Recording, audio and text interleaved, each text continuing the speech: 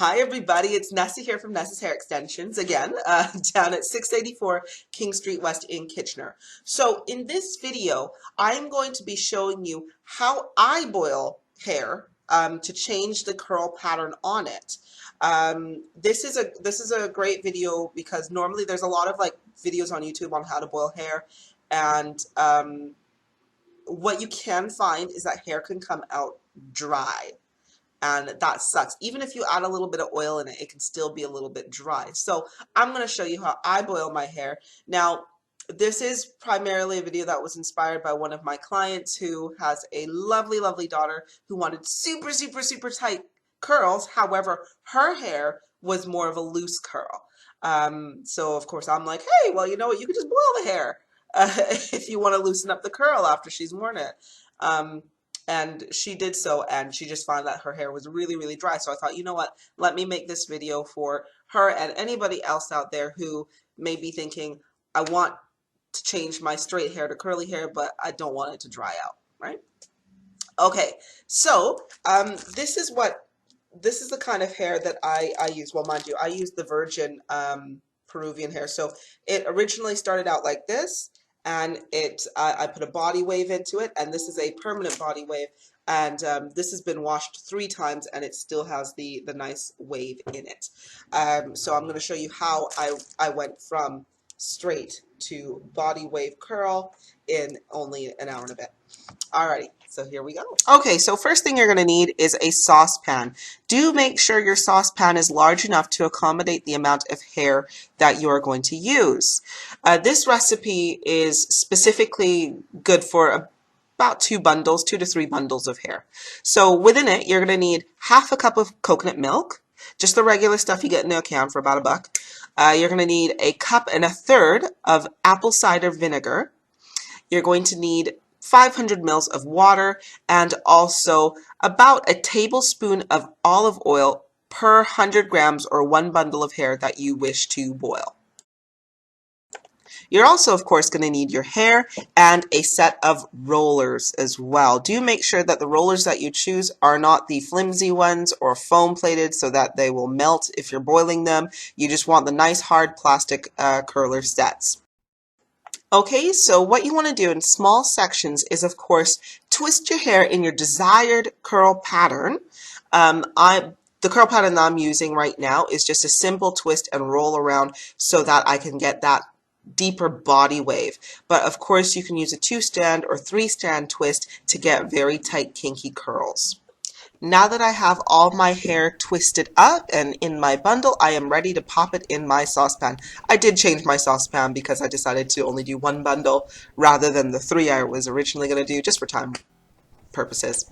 Okay, so now I've got my hair. I've added all of the ingredients together, the water, the oil, the coconut milk, and I've brought the hair to a boil, but now I have turned it down to a medium-low heat so it can simmer. Now I am going to have this simmer in the pot. I'm going to check up on it, of course, but for approximately an hour and a half.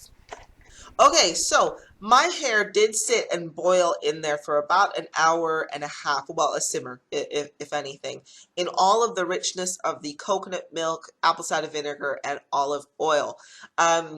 It is these things that add that extra conditioning. The coconut milk infuses lots of nutrients and proteins in it, and the olive oil, of course, puts in a little bit of extra vitamin E in there and conditioning, and the apple cider vinegar really adds that lustrous shine and softness, and it's just a gorgeous combination. Now, when you are finished boiling, you need to rinse the hair though, okay? What you are going to find is that, especially if you're doing this in the summertime, or if you're prone to having like fruit flies, they will love this smell like madly. Okay, so what you're going to need to do once your hair is finished boiling, you don't want to take it out or anything like that. You want to leave it in those rollers. However, you do want to rinse off the coconut milk and the vinegar and all the bits and stuff. So basically what you're going to do is you're going to get a bowl or a sink or whatnot, fill it up with some nice warm water, and you're going to dip the hair in with the rollers and everything intact. Dip it in a few times just to get that excess coconut milk and everything rinsed off. Now, the next thing you're going to do is you're going to need to hang this bundle to dry on its own without taking it out or anything like that. It needs to be completely dry to set. So depending on how much oil you've had to use, it could take 1 to 2 days for it to dry. Now, once it has dried, you are going to take it out of the rollers. It's going to have a lovely curl to it. Immediately after that, you need to wash it, okay? You're probably thinking, I just curled it and it's just got dry. You need to wash it because there's still going to be residue of the coconut milk and vinegar and so forth in there.